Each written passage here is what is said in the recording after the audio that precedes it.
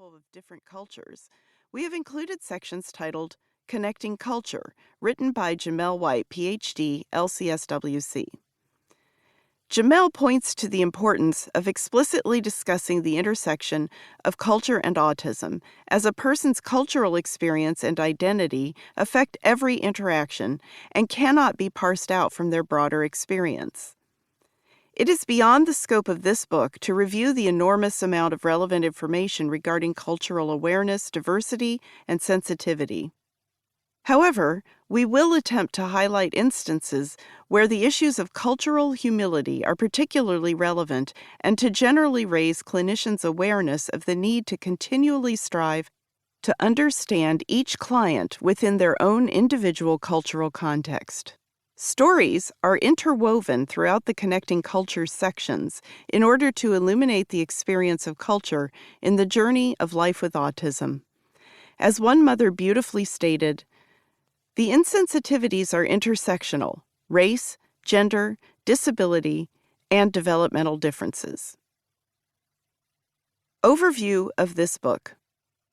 In this book, Donna explains her process for identifying and assessing possibly autistic people. It is our strong belief that this process does not necessarily require a neuropsychological evaluation, referral to an autism clinic, or other expensive and often inaccessible means of gaining a proper diagnosis.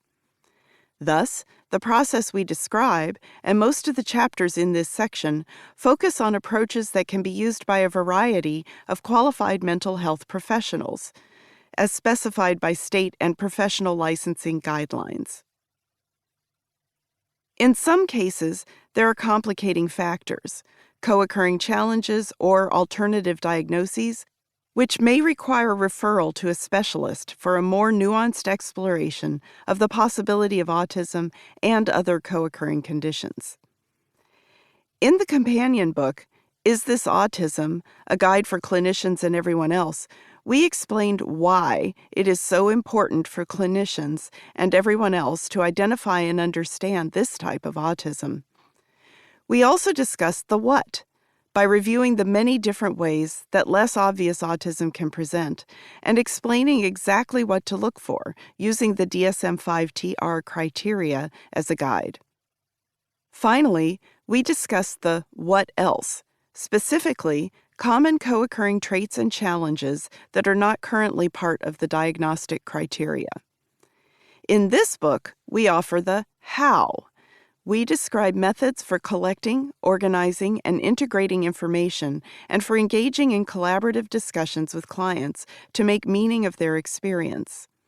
This information is crucial not only because it helps us determine whether or not an individual is autistic, but also because it helps us explain the diagnosis to others and make meaningful recommendations. If we've done a good job of gathering information and communicating our findings, the diagnosis should be a positive and life-changing moment for our clients and their loved ones. The words we use. A central aim of this book is to convey our thoughts in a neurodiversity affirmative manner, and in working toward this end, we have found ourselves struggling with language.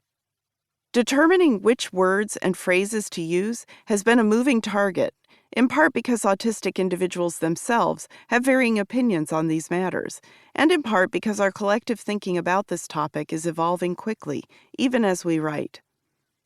With this in mind, we have made the best choices we could, knowing that inevitably some people would disagree with them. We are also aware that some of the choices, while based on current thinking, will become outdated at some point. We ask the listener to keep this complicated dilemma in mind and know that our intention has been to use language that is as inclusive and respectful as possible. Following is a brief explanation of our decisions about language. Person-first language versus identity-first language. In the general community of people with medical disabilities, there has been a shift toward identifying an individual as a person first, with their disability representing only one aspect of their profile, that is, a person with diabetes versus a diabetic person. Person-first language was conceived to ensure that people with disorders or diseases were not